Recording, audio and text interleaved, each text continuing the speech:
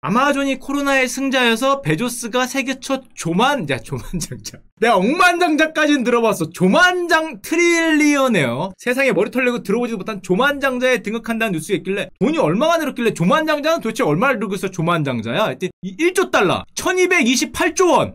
베조스 형이 돈이 아무리 많아도 내 기억에 100조 원 조금 넘었거든? 10배잖아 10배. 175조 원이야? 야 진짜 많이 늘었다. 아마존 주가가 얼마나 많이 올랐으면. 와 개인 재산이 175조 원이에요? 불과 몇 년 전까지만 해도 한 명이 재산이 100조 원이 넘는 시대가 오냐 안 오냐 얘기를 했던 것 같은데 175조 원이면 그래도 6배가 올라야 되는데 아마존 주가가 앞으로 얼마를 더 올리려면 2026년까지 6배가 더 오르나. 게다가 위자료도 줬잖아. 무려 350억 달러 40조. 위자료 40조 주고도 175조 원이라는 거죠. 조만장자라는 걸 들었을 때 처음 생각나는 만화가 하나 있었는데 제가 옛날에 좋아했던 만화입니다. 요즘에 안 하는 것 같아요. 그 시민 모시기라는 만화였는데 우리 조만장자 마이더스 형님 계셨죠 옛날에. 조만장자를 내가 어디서 들은 표현인가 했더니 여기서 들었습니다. 조만장자. 비상금 이렇게 100억씩 들고 다니는 이 형의 일화를 잠깐 보여드리면은 그 마이더스 형의 집이 너무 넓어서 도둑이 들어오면 길을 잃고 조난을 당한다. 앞마당에는 사막과 밀림이 있고. 얘가 심하잖아. 무슨 앞마당에 사막과 밀림이 있어. 뒷마당에는 바다가 있고 항공모함이 떠있다. 야 이건 나라잖아. 무슨 뒷마당에 바다가 있어요. 바다가 있긴 호수가 있어도 미쳤는데 재산이 1경달러 뭐 그렇다고 합니다. 옛날에 설정이 그랬어요. 저 만화 설정이. 장신이 그래서 조만장자네 집에 초청을 받는다면은 그 길을 잃지 않아야 된다. 화장실 간다고 나갔다가 행방불명된 사람들이 부지기수였다. 그랬다고 합니다. 그 1층을 도는 데만 2달 가정부가 5만 명 스텔스 전투기가 2만 5천 대. 야 이거 뭐야. 조만장자 설정이었는데 저렇게 된다고. 옛날에 그 만화 한 장면만 잠깐 보여드리면은 도둑이 와서 이 장롱 밑을 요런 걸로 뭐 있나 긁으니까 뭐 피카소 작품이 나오고 쓰레기처럼 굴러다니다가 장롱 아래로 들어갔다는 거죠.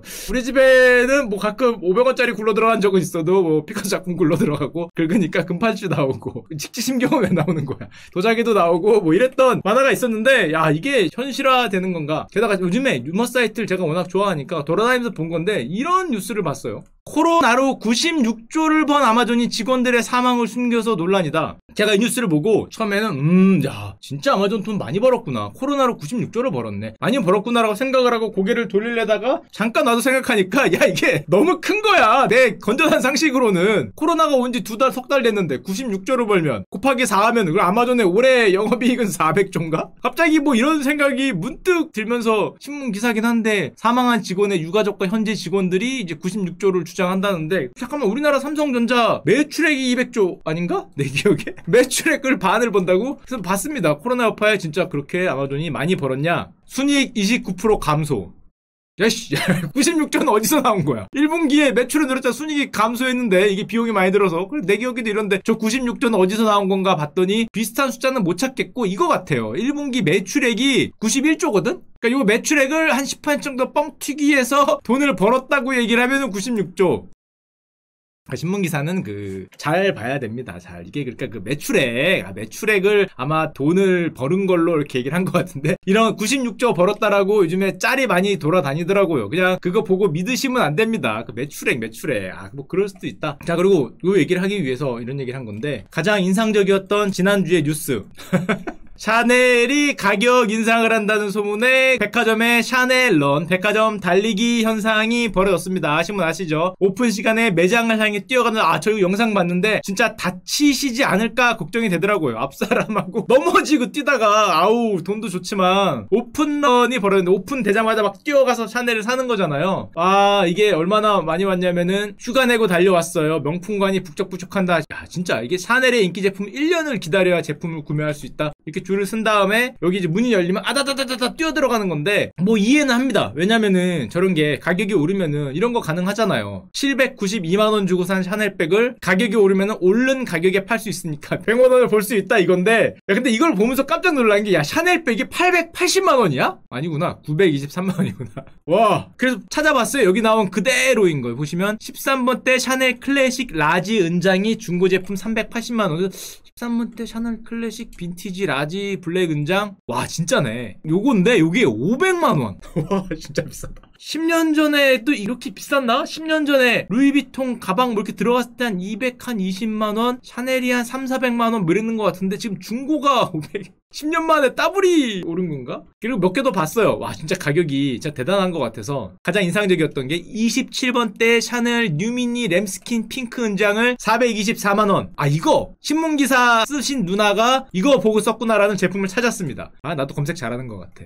이거 아주 예쁘긴 예쁜데 곧 480만원으로 인상된다고 합니다. 아, 상당히 뭐 알기 힘든 건데 물론 쓰시는 것보다 샤테크도 있고 보복 소비라는 게 우리가 지금 돈을 못 쓰고 있기 때문에 이 코로나가 끝나면은 보복 소비로 명품이 호황일 거다. 지마켓에서 지난 4월 명품 매출이 49%가 늘고 이번 달에 30%가 늘고 롯데백화점 명품 매출이 작년보다 또 30%가 늘고 이래서 명품이 굉장히 잘 나갈 걸로 이렇게 생각하시는 분들이 계시겠지만은 요즘에 실적 나오는 거 보면은 백화점은 실적이 아시는 분 아시겠지만 쇼크입니다. 아니, 명품이 아무리 잘 나가도 왜 안 가잖아. 코로나 때문에 1, 2, 3월에 당연히 누가 백화점을 아무리 명품이고 뭐고 잘 갈 리가 없기 때문에 게다가 이건 온라인 그것도 잘 없잖아요, 명품들은. 그러니까 당연히 쇼크났어요. 롯데도 쇼크나고 신세계도 마이너스 뭐 한 90% 가까이 실적이 떨어졌기 때문에 백화점 빅3는 지금 성적표가 최악이에요. 이거 아시죠? 당연히 아니까 대부분 90% 가까이 빠졌어요. 롯데쇼핑 같은 경우도 지금 뭐 구조조정 얘기 나오고 있죠. 연내 17개 점포 없앤다. 이게 구조조정 한다는 게 상당히 가슴이 아픈 게 너 하나의 취직 자리가 점점 더 없어진다는 거고 지금 뭐 면세점은 당연히 적자가 뭐 장난 아니죠. 1분기에 지금 적자가 1000억입니다. 면세점은 1000억 원대가 넘기 때문에 당연히 명품 쪽이 그렇게 좋은 상황은 아니고 물론 올렸습니다. 실제로 올렸더라고요. 와, 137만원 최대 26%에 이르는 가격 인상. 샤넬 같은 경우에 특히 고급 브랜드는 진짜 대단한 게 가격을 5% 이렇게 안 올리더라고요. 한 번 올리면 26%씩 가격을 올리면 와, 대단하다. 이제 명품이 이래서 좋은 것 같은데 가격 상승을 어떻게 26%씩. 클래식 플립백 라지 사이즈가 923만원 검색을 해봤어요. 그래서 이거 제일 많이 보이는 거죠. 이게 1000만원이야. 저게 진짜 비싼 거보다. 와, 잘 몰랐는데. 야, 이렇게 생긴 거 여기 금장 여기 은장은 잘 모르겠는데 금장 있는 거 요렇게 생긴 거 약간 큰 거 미디엄이나 라지를 들고 다니면 1000만원이에요. 할인도 많이 해줍니다. 9%. 원래 1200인데 무려 9% 200만원 깎아줘요. 아, 진짜 많이 깎아주네. 야, 깎아주는 게 200이야? 야, 옛날엔 백 하나가 200이었던 것 같은데 백 하나 깎아주는 거죠. 엄청나게 할인해줘. 여러분 200만원 버는 법 알려드리겠습니다. 1200만원짜리 그 샤넬 클래식 플레이백 미디움 A01112 금장을 사시면 200만원 벌 수 있어요. 게다가 얘네는 가격을 한 번 안 올려요. 이게 작년 뉴스거든요. 2018년, 19년 헷갈리는데 가격을 3번 올려요.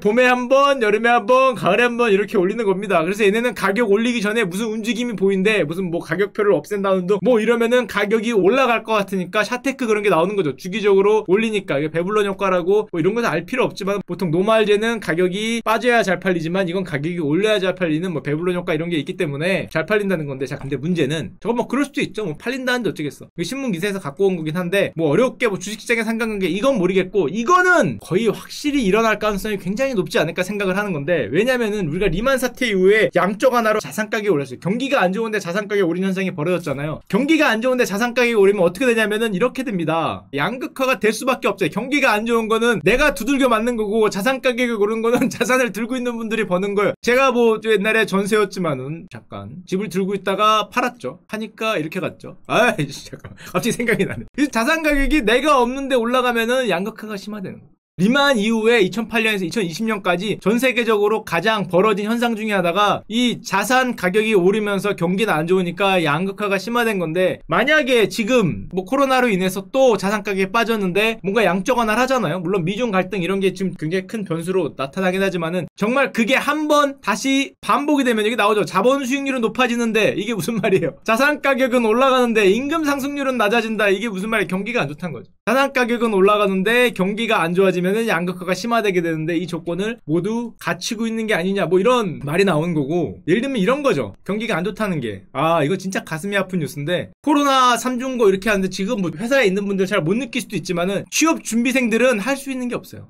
제가 이거 진짜 절실하게 느꼈습니다. 2008년에 리만 딱 터지면 할 수 있는 게 없어요. 그나마 리만 때는 뭐 토익이라도 봤지 요즘엔 뭐 사회적 거리두기 위해서 토익도 못 봐. 스펙 시험을 볼 수가 없어요. 설명회도 없어. 모이면 안 되는데 무슨 설명회야. 공고도 안 나요. 아무것도 할 게 없어요. 사라지는 거예요. 채용 공고가 씨가 많아요.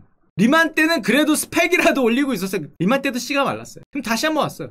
정말 슬픈 뉴스라고 생각이 되는데 다 경험해 보셨겠지만 진짜 압니다. 채용 자체가 없고 올해가 1년이 그냥 지나가면은 이거 답이 없어요. 10대 그룹 상반기 채용 계획 지금 SK 연기, 삼성, LG, 현대차 지금 연기 검토, GS 신세계 하나, 미정, 현대중공업은 당연히 중공업 안 줘요. 채용 중단. 포스코, 롯데 정도만 채용을 하고 채용이 한마디로 공고가 없어요. 취업그룹 스터디도 있을 리가 없겠죠. 게다가 아까도 나왔지만 지금 다 구조조정 아니에요. 지금 다 보여드릴 필요 없겠죠. 화장품 업계 당연히 구조조정, 유통업계 아까 전에 보여드렸지만 당연히 다 적자니까 구조조정, 뭐 롯데쇼핑 하반기에 백화점을 4개를 정리하겠다는 거는 한마디로 실업자가 뭐 저기서 결국에는 그만두는 분들이 안 나올 수가 없는 거고, 대기업맨들도 구조조정. 이게 웃기라고 하면 뭐하고 요즘에 안 나오잖아요. 재택근무를 원칙으로 한다, 그러니까 필요한 사람만 나와라, 이렇게도 마음이 불안한 거예요. 임원들은 거의 매일 나오는데 나만 마냥 집에 있기가 부담스러워. 어느 날 책상 빼라 그러고 뭐하니까. 재택근무가 계속되고 있어도 어찌게 됐건 왠지 모를 불안감에 격일 출근하게 되고, 우리들의 모습이죠. 회사원들은 다 이해하실 거예요. 그게 하나그룹 관계자 하는 말이 얘기인데, 필수 인원만 출근하라라고 얘기를 했는데 대부분의 직원이 자신이 핵심 인력이라고 생각하는지 출근을 고집한다. 말을 이렇게 하면 안 되죠. 내가 핵심 인력이어서 필수 인력이라고 생각해서 안 나오는 게 아니라 내가 안 나오면은 저놈 안 나왔네라고 누가 얘기할까봐 나오는 거지. 내가 나 자신을 그렇게 고평가해서 나오는 건 아니에요. 내가 안 나왔다가 무슨 그것이 지금 이 상황에서 잘리면 어떡하려고. 안 나오고 싶어서 안 나오는 게 아니죠. 이 마음 100% 압니다. 저렇게 말하면 상당히 가슴이 아픈 거고, 요즘 같은 때도 희망퇴직 인원 굉장히 많이 봤는데 이거 누가 요즘 희망퇴직 하겠어요? 나와봐야 할 게 없는데. 리만 때도 마찬가지고 희망퇴직을 해봐야 지금 당연히 될 리가 없고, 기업 10곳 중 7곳은 채용을 중단하고 있고. 제가 인생에서 진짜 살면서 제가 굉장히 낙천적인 사람이거든요. 웬만하면은 에이, 시험 못 볼 수도 있지 뭐, 에이 뭐 망할 수도 있지 뭐, 에이 뭐 다음에 잘하지 뭐, 이런 생각을 많이 하는데, 정말 이 시꺼먼 그 불 꺼진 방구석에서 아니면은 이 밤하늘 쳐다보면서 야 이거 어떻게 해야 되나 이 고민하던 때가 있었는데, 그게 무슨 사건이었냐면은 이 두 개였어요. 첫 번째가 리만 때. 제가 30살, 31살 됐을 때 어떤 일이 있었냐면은, 31살에 무슨 자격증을 따서 취업을 해야지 이런 생각을 했는데, 그때 워낙에 게임에 심취하다 보니까 이 멍청한 놈이 뭘 했냐면은, 예를 들면은 6월 1일까지 뭔가 접수를 해야 돼. 근데 깜빡하고 시컷 놀았던 거지. 6월 6일쯤에 깨달았어요. 야 그거 접수 어디지? 그리고 가서 보니까 6월 1일이야. 이게 6개월에 한 번 보는 시험인가 그랬어요. 무슨 자격증이. 6월 1일날 문득 그걸 깨달은 거야. 접수를 안 한 거. 이러면 6개월이 지나가는 거잖아요. 30살인가 31살 때 얘기입니다. 야 그러니까 그날 진짜 그렇게 아무 생각 없이 놀다가 그날 밤에 밤하늘을 바라보면서 야 이게 내가 뭐 하는 건가. 지금 31살 지나고 있잖아. 32살 게다가 이때쯤에는 원서를 한 리만 때죠. 100군데 정도 떨어지고 있었을 때, 2008년에서 2009년. 큰일 났다. 아 저처럼 낙천적인 사람도 야 이때서야 뭔가 정신이 들면서 지금 내가 뭐 하는 건가, 세상에 얼마나 정신이 없게 지났으면 이거 원서 못 내서 6개월이 그냥 날라가게 생겼어요. 이게 뭐 하는 건가라는 생각과 함께 와 정말 등골에서 내려오는 그 막막함, 겪어본 사람만 압니다. 이렇게 가는 건가? 뭐 이런 생각과 함께 야 이거 취업도 안 되는 것 같고 어떻게 해요 그러면? 그때 뭐 도피성 대학원 넣고, 대학원도 넣었죠. 그럼에도 불구하고 이 취업이 안 되고 이렇게 사회에서 낙오되는 건가, 이런 생각이 들 때가 있어요. 진짜 어두운 방 속에서 어디서 말도 못하고 31살 32살 되던 그 시절이 있습니다. 정신을 차린다면 뭐하고. 이게 또 그때 리만 때고 취업 공고가 올라오는 것도 아니고 논서 넣는 건 다 떨어지고, 와 정말 가슴 아픈 거예요. 그때가 되면은 이 31살 32살 때 이게, 그때는 또 거의 10년 전이니까 32살에 취업이 못 되면은 신입사원으로 들어가는 게 거의 불가능했어요. 옛날엔 나이 제한이 있었어요. 요즘엔 나이 제한하면은 불법이잖아요. 옛날에는 나이 제한이 있었어요. 대놓고 써 있었어요. 공고에 학점 제한, 나이 제한, 뭐 성별 제한 이런 거를 대놓고 쓸 수 있었던 것 같은데, 기억에 가물가물하긴 한데 옛날엔 그랬어요. 그 나이 제한에 걸리는 날이었어요. 32살 넘어가는데 이제 어디서 신입을 쓸 거야. 이때는 진짜 방구석에 앉아서 오만 생각이 다 들어. 이거 어떡할 것인가 앞으로. 세상에 아무리 허름하고 아무리 중소기업이고 아무리 정말 작은 기업이고 아무리 어렵더라도 내가 어딘가에 취업이 돼 있어서 그래도 단돈 100만 원일지라도 돈이 들어오는 것과 돈이 하나도 안 들어와서 너 앞으로 어떡할 거니 이런 질문을 받는 것과는 하늘과 땅 차이. 단돈 100만 원이라도 그 어렵지만은 돈을 벌고 있는 그 상황에서 200만 원 버는 것으로 300만 원 버는 것으로 이렇게 뭐 이직을 한다든지 올라가는 거하고 그게 없는 거하고는, 축하님 분량 조절하고 계신 건가요? 안 하고 있었네요. 잠깐만. 야, 큰일났다. 야, 죄송합니다. 안 하고 있어. 그러네. 아, 분량 조절. 내가 이런 얘기하면서, 아, 분량 조절 큰일났다. 반도 안 했는데 10시네. 아, 죄송합니다. 분량 조절. 아, 그러네요. 아, 이 얘기는 그만하도록 하고요. 그러네. 왜 이런 한탄을 내가, 갑자기 그 뼈를 때리시는 그 말씀, 감사합니다. 이 와중에 감정이입 좀 잠깐 하고 있었는데, 잠깐만 말씀드려. 죄송합니다. 야, 이거 갑자기 웃게 되잖아. 이거 눈물 어린 얘기를 하고 있었는데, 몰입하고 있었는데, 그거를 또 실직 때도 한번 느꼈죠. 회사에서 잘릴 때. 제가 회사에 있을 때 여러분들 그렇게 생각하잖아요. 뭐 유튜브나 뭐 개인 방송 잘 되니까 당당하게 뭐 이렇게 생각하시죠? 전혀 그런 거 아니었어요. 회사가 어느 날 부릅니다. 골방으로 불러서 이제 그만둬 줘야 되겠다 그런 얘기를 해요. 그런 얘기를 했을 때 굉장히 여러분들은 뭐 당당하게 에이씨 내가 안 하고 말아 이렇게 나왔을 거 생각하지만 전혀 아니에요. 왜냐면은 그때 당시 회사가 처음 얘기를 꺼냈을 때가 유튜브 구독자 뭐 5만 명인가 그랬어요. 물론 잘릴 때는 이제 10만 넘어가고 그랬는데 이때 수익이 이거 택도 없죠. 이게 유튜브 뭐 이런 거 인기라는 게 이걸로 돈 벌어먹을 수 있는 게 몇 년 갈 거라고 생각을 해요? 이거 뭐 잘해야 1, 2년? 길어야 내가 뭐 연예인도 아니고 누구들처럼 뭐 이렇게 얼굴 알려진 사람도 아니고 이거 뭐 얼마나 갈 거예요? 회사는 10년 다녀야 돼요. 그때 40이니까 10년에서 15년이잖아요. 10년에서 15년 달릴 수 있는 거를 잘리는 거예요. 그렇게 하고 1, 2년에 그칠 수 있는 거를 나오면은 이때도 정말 많은 생각을 해야 돼. 이거 나오면서 이제 어떻게 할 건가. 게다가 뭐 앞으로 이쪽으로 뭐 엄청나게 뭐 많이 벌 수 있을 것 같지도 않고 이러다가 말 것 같은데. 분량 조절 죄송합니다. 하여튼 그랬던 시절이 있었고. 그래서 이 지금 현재 이렇게 취업 공고 없고 굉장히 이 막막한 느낌을 정말 잘 알고 있어요. 그래서 옛날에 제가 보기에 옛날 이상한데 제 기억에 스트레스 척도 1위를 꼽으면은 당연히 1위는 배우자의 죽음이었고 2위가 실업이었거든. 내 기억에. 그래서 찾아봤어요. 그 자료를 찾을 수가 없어서 문제적에 나왔다는 거에 보니까 2위가 이혼이고 3위가 별거 4위가 투옥. 야 투옥은 인정입니다. 야 투옥은 좀 기간에 따라 다르겠죠. 이게 무기로 투옥되느냐 뭐 3개월짜리에 따라 다르겠죠. 야 투옥은 좀 센데. 그다음에 가까운 가족의 죽음 뭐 본인의 질병 결혼? 결혼은 왜 7이냐?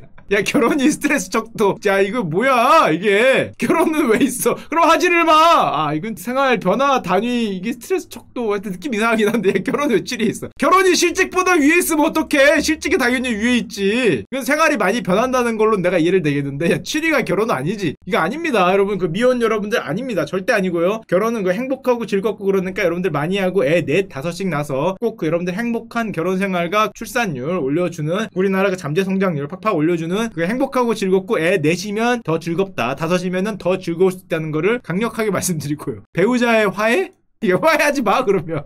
야 배우자의 화해는 뭐야? 싸웠다고 화해하는 건가? 이혼했다 재혼하는 걸 얘기하는 건가? 뭐 둘 다 얘기하는 것 같은데 야씨 이게 실직하고 비슷하면 안 되지. 그럼 싸우지를 마. 화해하면은 스트레스인가? 화해하면 좋잖아. 하여튼 그 오해예요. 오해. 저런 오해를 그 불식하고자 말씀드렸고요. 취업 못하고 있는 분들은 취업 못하고 있는 대로, 그 다음에 지금 회사에 있는 분들은 대량 실업 이런 얘기가 나오고 있죠. 실업급여 신규 신청자 뭐 지금 3만 명 넘었다. 뭐 이건 당연히 단기적으로는 그럴 텐데 앞으로는 좀 올라가기를 기대하고, 게다가 저렇게 되면 어떤 현상이 벌어지냐면은 이게 우리나라에 사실 몇 년 전부터 일어났던 현상인데 해석하기에 따라 굉장히 많이 해석할 수가 있는데, 우리나라 가계 저축률이 원래는 한창 때 고금리 시대 때는 야 진짜 많이 준다고 올라가다가 이제 금리가 내려가고 투자할 때가 생기니까 저축률이 막 줄어들거든요. 이게 일반적인 모습이에요. 금리가 내려가니까. 근데 2011년 13년부터 우리나라는 저축률이 올라갑니다. 아 이게 상당히 가슴 아픈 건데, 이게 저축률이 올라가는 게 좋은 게 아니라 무슨 소리냐면 반대로 얘기하면은 소비 지출이 주는 거예요. 우리들이 미래가 불안하니까 지출을 줄이니까 지출의 반대의 그림자인 저축률이 올라가 있는 것처럼 보이는 거죠. 그래서 이게 사실은 생산 가능 인구하고 이게 보통 비례적인 관계다 이런 표현을 많이 쓰는데, 가능 인구가 올라가면 저축이 많이 되고 그러는데 이게 내려가는데 저축률이 올라가는 기현상이 벌어지고 있는데, 보통은 미래에 대한 불확실성이 여기에 보이는 게 아니냐라고 얘기를 많이 하고, 이게 사실 몇 년 전부터 뭐 역대 최고 저축률이다 뭐 이런 모습을 보이고 있었는데, 아하, 그리고 아까 전에 말씀드렸지만은 사실은 우리가 까먹고 있지만 양적 완화의 시대에 살고 있죠. 7천억 달러 뭐 양적 완화, 역대 최대 양적 완화다. 그것도 안 되니까 무제한 양적 완화, 돈을 프린팅해서 머니 프린팅해서 현금을 살포하는 시대에 지금 살고 있습니다. 미국, 일본 다 뿌린다. 주요국이 다 뿌리니까 우리나라도 100만 원씩 뿌리고 하는도 무제한으로 양적 완화. 한국판 양적 완화를 지금 얘기를 하고 있으니까 뭐 전 세계 각국이 전부 다 돈을 다 뿌리는 시대에 살고 있고, 오죽 많이 뿌리면은 IMF에서 날라온 경고, 한국 현금 살포 의존하지 말라 이런 경고가 날라왔다 그래서 깜짝 놀라서 쳐다봤어요. IMF가 우리나라에 굳이 경고를 날리나 봤더니 그 이창용 교수님이라고 제 학기 때 그 수업 들었던 교수님 있습니다. 이창용 교수님이 지금 아시아 태평양 담당 국장으로 있는데, 중앙일보가 굳이 인터뷰를 해서 그 답이 이게 나오니까 날라온 경고인데, 그러니까 IMF가 우리나라를 톡 집어서 경고를 날린 게 아니라 한국인한테 인터뷰를 하니까 그 인터뷰 답이 이건 거예요. 그러니까 아우 깜짝아, IMF가 그 경고를 날렸다라고 하기보다는 그 이창용 교수님이 이렇게 그 한 말씀 해주셨다는 거고, 참고로 이창용 교수님이 제가 학부 때 수업을 한번 들었는데요. 돼요. 자, 이분이죠. 그 학점 무지하게 안 주셨습니다. 제가 이제 와서 하는 얘기지만 교수님이 이 방송을 보실 일은 없을 테니까 학점 무지하게 안 주고 수업 무지하게 어렵게 했어요. 아, 네, 진짜 뭐 계량경제였나? 그리고 그때 와서 그 하는 얘기지만 교수님이 그때 그 서울대 기금 관리 담당 뭐 그런 거였어요. 경제학부 교수님이니까. 그때 서울대 기금 수익률 좋다고 그 학부 수업하면서 엄청 자랑하셨던 걸 제가 아직도 기억을 하고 있습니다. 지금 와서 생각해보면 종목을 잘 찍었다는 건가 자세 배분을 잘했다는 건가 물어보고 싶었지만 지금이라면 그런 걸 물어봤을 텐데 교수님 도대체 뭘 잘하셨나요? 라고 물어보고 싶겠지만 하여튼 이창용 교수님이 그때 서울대 기금 수익률 엄청나다고 막 이렇게 얘기하셨던 거를 저 멀리서 뒤에서 꾸벅꾸벅 졸다가 고개 들어보니까 그것만 들렸던 기억이 나는데 자, 하여튼 뭐 이런 얘기를 하셨다고 합니다. 자, 코로나도 끝날 때까지 끝난 게 아니다. 어느 국가도 확산이 장담할 수 없다. 이런 얘기를 하셨다. 그러고 중간에 맨 뒤에 야구처럼이라고 써놨죠. 닉친문 기사거든요. 코로나도 다 끝날 때까지 끝난 게 아니다. 이거 옛날에 모 야구 선수가 했죠. 미국에는 It ain't over 뭐 till 뭐 이러면서 나오는 거 있어요. 백이호란가 요기베란가 아저씨가 했던 말인데 신문 기자 아저씨가 이걸 넣은 게 아닐 거예요. 제 생각에. 왜냐하면은 제 기억에 정모 교수님과 그 이창용 교수님과 이중구 교수님 세 분이 그 상당히 그 야구에 뭔가 그 관심이 많았던 기억이 살짝 납니다. 그래서 아마 이게 그 기자님이 쓴 게 아니라 실제로 이런 말을 하셨을 거예요. 요즘에 우리나라 그 야구 아마 재밌게 보고 계실 겁니다. 어저께 그 10회 보크로 끝냈죠. 우리나라 KBO는 그런 야구니까 세상에 어떻게 10회까지 갔는데 보크로 끝나더라고요. 보다가 적시타 치나요? 하고 봤더니 갑자기 공을 던지더니 보크요? 그러더니 3루 주자가 그 홈으로 들어왔습니다. 그러면서 이렇게 끝냈다고 이렇게 악수하고 가는 거 보고 역시 우리나라다 뭐 이런 생각을 했는데 하여튼 팬입니다. 저도 세상에 저렇게도 끝나는구나 뭐 이런 생각. 몇 년에 한 번 나올 게 자주 나오는 거죠. 뭐 이창용 교수님 말씀 뭐 잠깐 뭐 이게 기사가 나왔으니까 이렇게 하면은 포스트 코로나 시대에 어떻게 생각하십니까? 그랬더니 두 가지는 명확하다. 첫째는 디지털하고 일자리의 미래, 둘째는 세계화의 퇴조다. 한마디로 너희들 무역 거래 늘어나는 거는 글러 먹었다는 거죠. 이미 무역 교역량 옛날 리마 때 한번 떨어졌는데 코로나 이후에 그거 올라갈 거 텄다는 거죠. 세계화의 퇴조라는 게 결국 그런 걸 얘기하는 걸 테고 디지털화와 일자리의 미래라는 게 단기적으로 초고학력층을 제외한 일반 근로자층의 구조적 실업을 유발하고 소득 불평등을 악화시켜 사회 통합에 부정적 영향을 초래할 것이다. 한마디로 버는 분은 더 벌고 못 버는 분은 못 버는 거다는 거죠. 그러니까 일반적으로는 굉장히 구조적 실업을 유발할 거다라는 얘기를 많이 하셨는데 뭐 제 얘기를 하는 것 같아서 상당히 씁쓸하게 받아들였습니다. 그 예전에 기억해보면은 지금은 다 까먹었지만 양적 완화 2008년 2010년에 그때 한 2019년 18년에 항상 이런 얘기 나왔어요. 양적 완화가 10년이 지속되면은 자산가격이 상승해서 소득 불편화가 완화되고 있다. 이게 계속 나왔는데 우리도 지금 그런 시대에 살고 있는 거죠. 이거는 다 알아요. 실질 실업률이 미국 같은 경우에 이렇게 올라가고 있어서 경기가 V자로 회복할 가능성은 없다. 저도 그렇게 생각합니다. 경기가 그렇게 회복할 가능성은 없을 것 같아요. 누가 보더라도 지금 이렇게 되는데 경기가 이렇게 올라갈 것 같지는 않은데 문제는 경기는 이렇게 안 올라가는데 자산은 뭐 이상한 그런 부동산이라든지 뭐 주식이라든지 뭐 이런 거는 하도 형들이 돈을 찍어대니까 올라가는데 물론 지금은 또 럼프 형이 이걸 막고자 저 중국하고 그러고 있지만은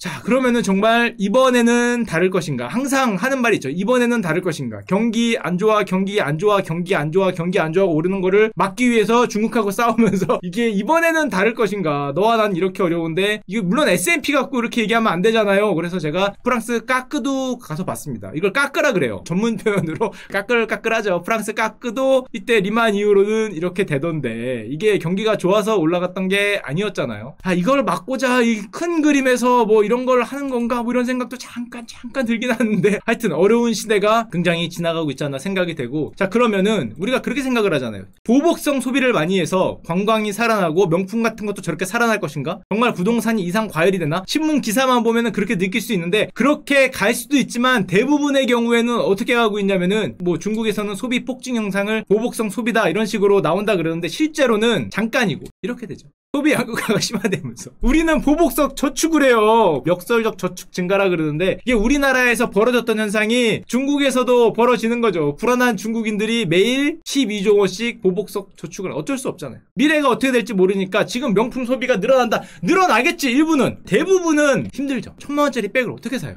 뉴욕타임즈도 얘기하지만은 중국 보복 소비가 안 나타나는 건 아니고 나타나긴 나타나는데 그것보다 일단 대부분의 어떤 서민들은 저축 전략이 먼저 등장을 하는 거죠. 중국도 지금 뭐 최악의 실업난은 마찬가지니까. 자, 일단 그런 거 하고 명품 시장이 잘 나간다고 생각하면 안 되는 게 아까도 얘기했지만 루이비통, 구찌 명품 브랜드는 당연히 코로나로 수입이 망했습니다. 잘 나가는 거 아니에요. 얘네 뭐 실적 떨어지는 거 장난 아닙니다. 명품 주식 들고 계신 분들은 알 거예요. 지금 뭐 실적이 40에서 50%가 기본적으로 빠졌어요. 그렇기 때문에 이런 거 나오는 거죠. 루이비통 회장도 코로나로 재산이 무려 30조가 늘어 세계에서 재산이 가장 많이 줄은 사람이 이 아저씨고 명품 시장이 안 좋기 때문에 그래서 요즘에 명품 업체들도 올라타야 되죠. 올라타야 돼서 하는 게 뭐 이런 거 만듭니다.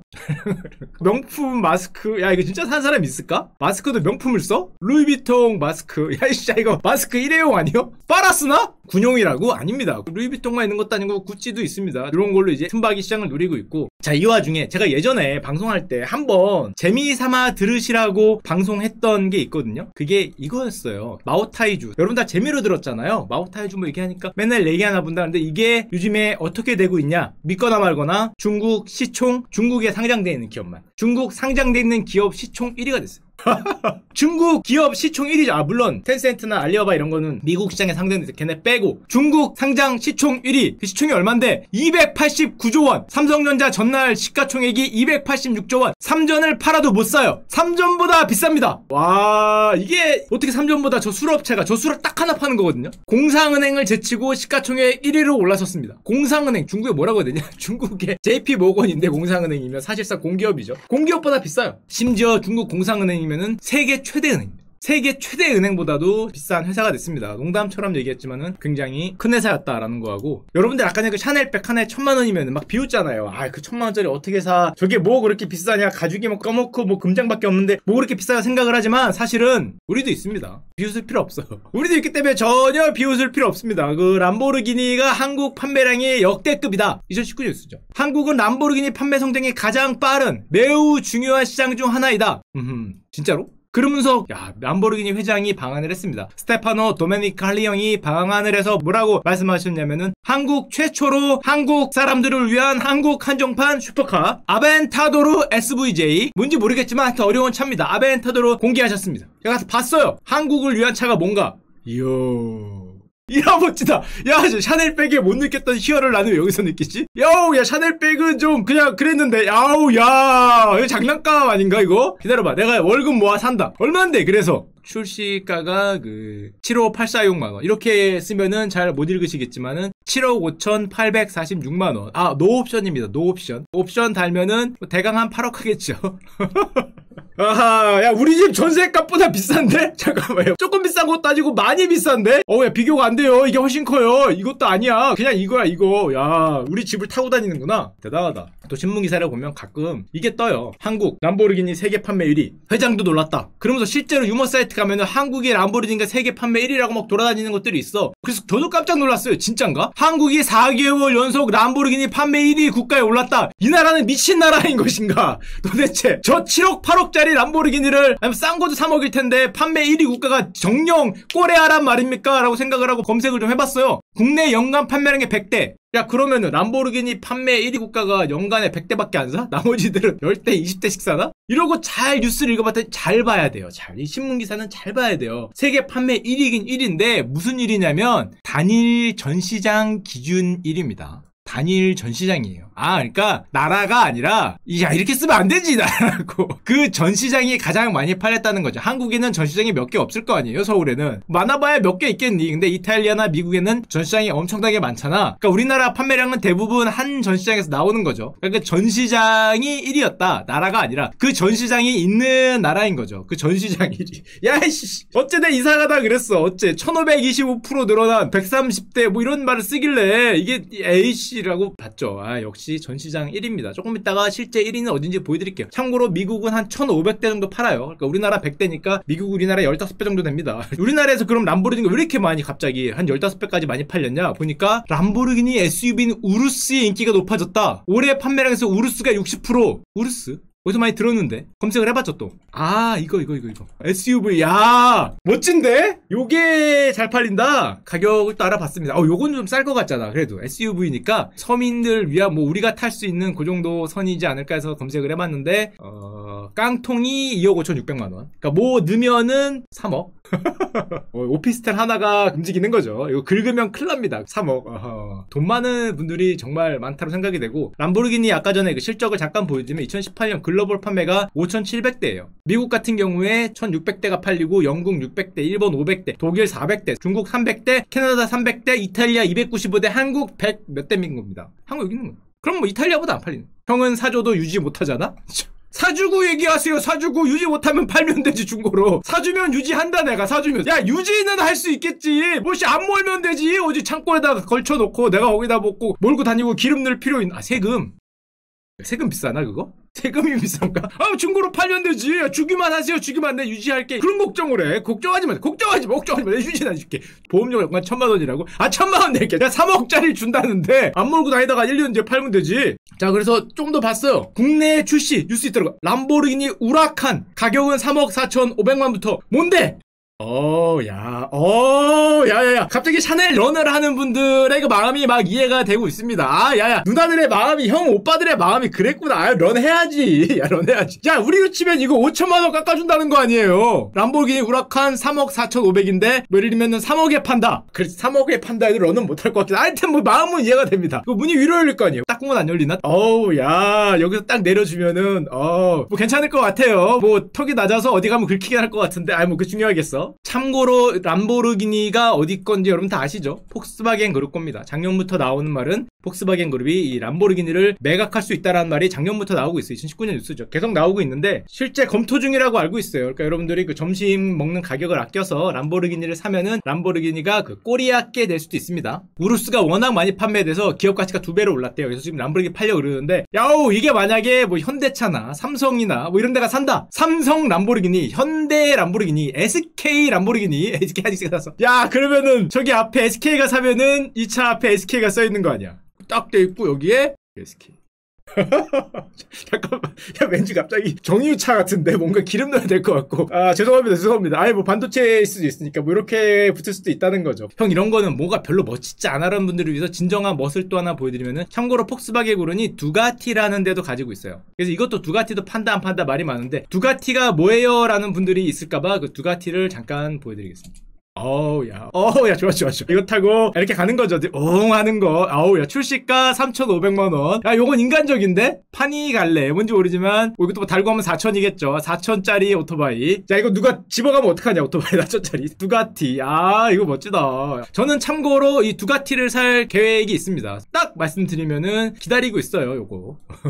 요거 곧 나온답니다. 89,900원. 2020년 6월 1일 출시 예정이에요. 재테크 될지 모르겠지만, 곧 나옵니다. 플러스 그 부품수가 646개인데 뭐 곧 나올 것 같아요. 하여튼 오늘의 그 하고 싶었던 얘기는 양쪽 안의 시대가 왔잖아요. 그리고 우리가 이렇게 생각을 하고 있어요. 이번에는 다르다. 근데 대부분의 사람들은 이번에는 다르다는 생각이 언제나 틀렸다라고 얘기를 합니다. 실제로 이번에는 다를까? 양쪽 하나라는 거를 저렇게 적극적으로 하면은 결국에는 내 생활은 어려운데 자산 가격이 올라서 나는 가만히 앉아서 지난 2010년대를 돌아보면 저는 거지가 됐거든요. 저는 2010년대 시작을 했는데 가만히 앉아서 거지가 됐어요. 진짜예요. 제가 지금 전세 살고 있는 아파트가 7억이었어요. 예를 들면은 그때 삼성전자가 100만 원이었어요. 이게 조금 있다가 200만 원 갔잖아요. 조금 있다가 14억이 됐어요. 예를 들면 그렇게 돼서 나의 월급은 그대로였기 때문에 나는 거지가 됐는데, 과연 이번에는 다를까? 자산 가격은 오르고 내 돈도 같이 오르기를 간절히 기원 드립니다.